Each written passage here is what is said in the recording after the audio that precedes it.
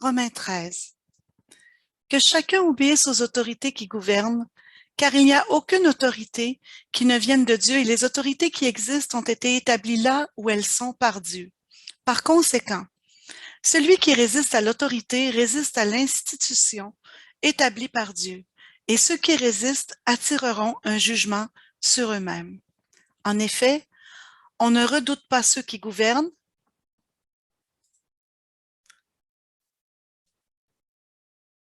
pour une bonne action, mais pour une mauvaise. Voudrais-tu avoir ne pas à craindre une personne ayant autorité?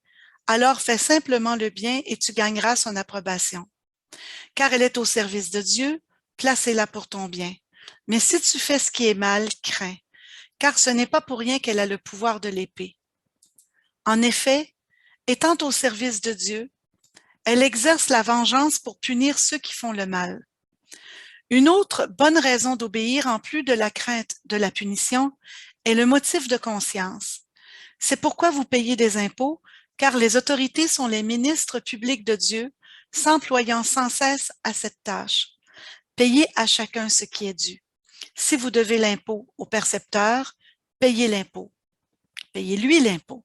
Si vous devez des taxes, payez les taxes. Si vous devez du respect à quelqu'un, montrez-lui du respect.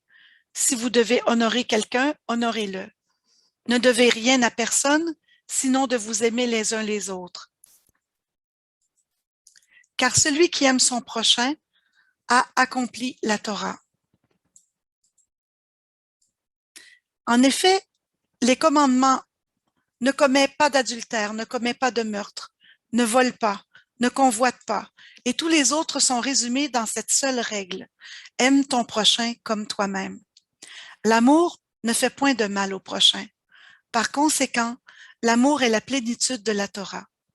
Du reste, vous savez en quel temps nous vivons. Il est donc grand temps pour vous de vous réveiller du sommeil, car la délivrance finale est plus proche qu'au moment où nous avons commencé à mettre notre confiance en Dieu. La nuit touche à sa fin et le jour va poindre. Rejetons donc les œuvres des ténèbres et revêtons-nous des armes de la lumière. Vivons décemment, comme les gens le font en plein jour, loin des beuveries et de l'ivrognerie, de l'immoralité sexuelle et d'autres excès, loin des querelles et des jalousies. Revêtez-vous plutôt du Seigneur Yeshua, le Messie. Ne gaspillez pas votre temps à vous demander comment satisfaire les désirs impurs de votre vieille nature. Comprendre Romains 13.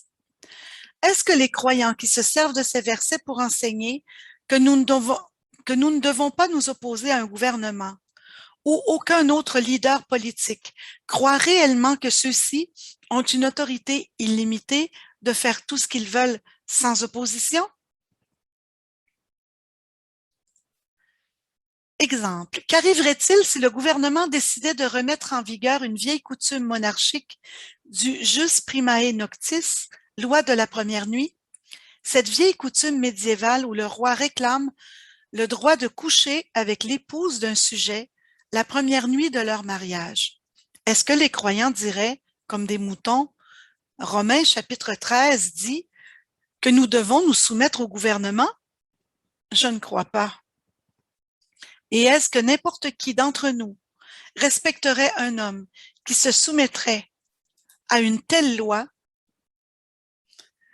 Donc, il y a des limites à l'autorité. Un employeur a l'autorité, mais est-ce que cela lui donne le pouvoir? Un employeur a l'autorité dans le lieu de travail. Mais est-ce que cela lui donne le pouvoir de contrôler la vie de ses employés? Non. Un magistrat a autorité dans les affaires civiles, mais son autorité est limitée et définie. Observons comment Romains 13 limite clairement l'autorité du gouvernement civil en définissant strictement son but. En effet, on ne redoute pas ceux qui gouvernent pour une bonne action, mais pour une mauvaise.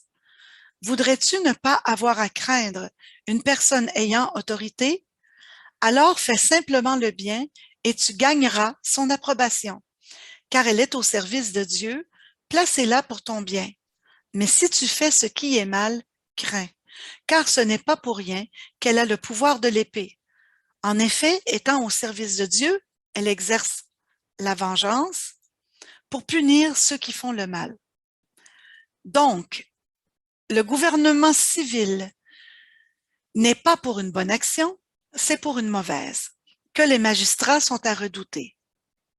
Il n'a pas le pouvoir ou l'autorité de terroriser les bonnes actions ou les bonnes gens. Dieu ne leur a jamais donné cette autorité. Et si un gouvernement outrepasse cette frontière divine, il n'a aucune autorité ou protection divine. Le gouvernement civil est un serviteur de Dieu pour ton bien. Il n'est pas un serviteur de Dieu pour le mal. Les magistrats civils ont un devoir divin pour exercer la vengeance et punir celui qui fait le mal. Ils n'ont pas l'autorité d'exécuter la vengeance sur celui qui fait le bien. Si quelqu'un dit qu'ils ont cette autorité, il ment. Donc, même s'il est dit aux croyants de se soumettre à l'autorité civile, Romains 13 limite le pouvoir et la portée de l'autorité civile.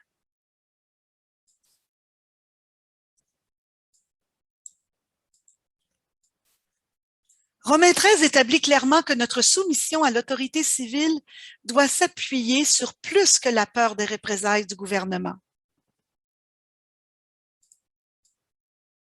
Il est dit, une autre bonne raison d'obéir, en plus de la crainte de la punition, est le motif de conscience. Ce qui veut dire que notre obéissance à l'autorité civile est plus que parce qu'ils l'ont dit. C'est aussi une question de conscience. Cela veut dire que nous devons penser et raisonner pour nous-mêmes en ce qui a trait à la justesse et la droiture des lois de notre gouvernement. L'obéissance n'est pas automatique ou robotique.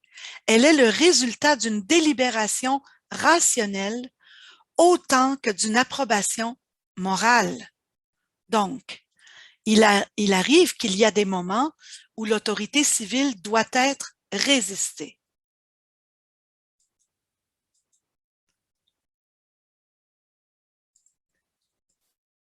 L'abus de pouvoir ou la violation de notre conscience, ou les deux, par le gouvernement, peut précipiter la désobéissance civile. Il est clair qu'une prise de position est nécessaire et indispensable face à un pouvoir politique dictatorial ou déviant éthiquement et moralement. Cependant, les réactions doivent être mesurées et surtout conduites par l'esprit. Dans cette conduite, il faut impérativement agir conformément à la parole de Dieu. Premier exemple. Dans un cas comme dans la Seconde Guerre mondiale, en tant que croyant, dois-je m'engager dans la résistance? Oui, dans la mesure de ses capacités nerveuses et physiques, mais uniquement dans des actions qui ne détruisent pas des vies humaines. Par exemple, détruire des lignes de chemin de fer, des ponts, pour empêcher la progression ennemie ou ralentir les déportations.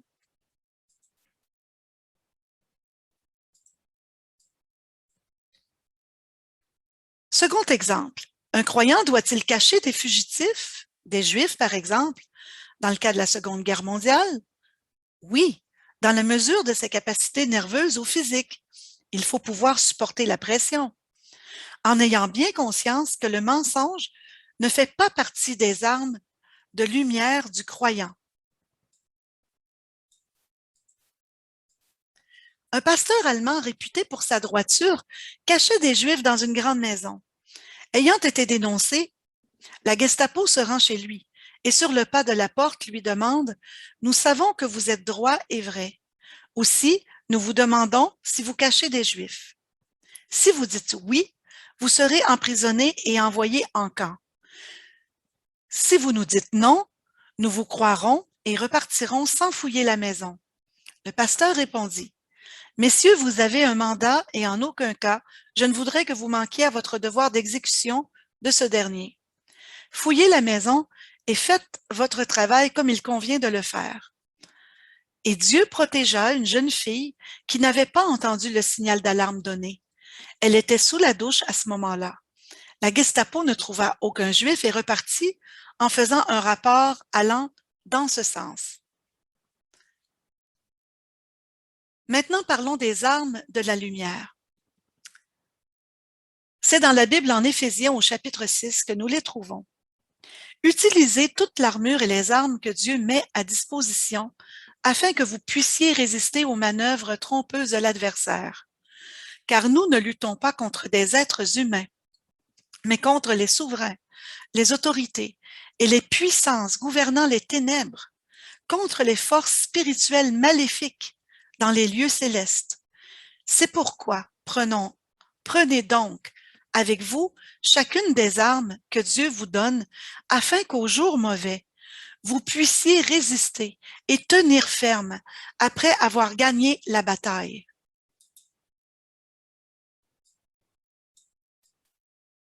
Tenez donc ferme, ayez autour de la taille la vérité pour ceinture. Revêtez-vous de la justice comme cuirasse. Et portez à vos pieds la bonne volonté, que donne la bonne nouvelle du shalom. Ayez constamment avec vous le bouclier de la foi, avec lequel vous pourrez éteindre toutes les flèches enflammées du malin. Et prenez avec vous le casque de la délivrance et l'épée de l'esprit, qui est la parole de Dieu. Priant en tout temps, par toutes sortes de prières et de requêtes, dans l'esprit, avec vigilance et sans lassitude, pour tout le peuple de Dieu. Amen.